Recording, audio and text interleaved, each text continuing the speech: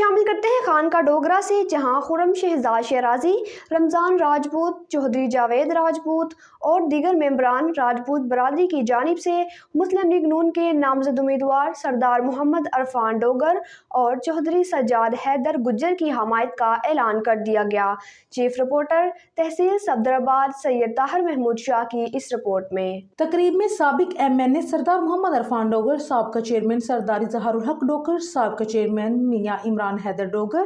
سابقہ چیئرمین عمران اشرف چدر، سینئر رہنما میاں بابر ڈوگر، سردار مبشر ڈوگر، سردار آباد ڈوگر، میاں حماد حسین ڈوگر،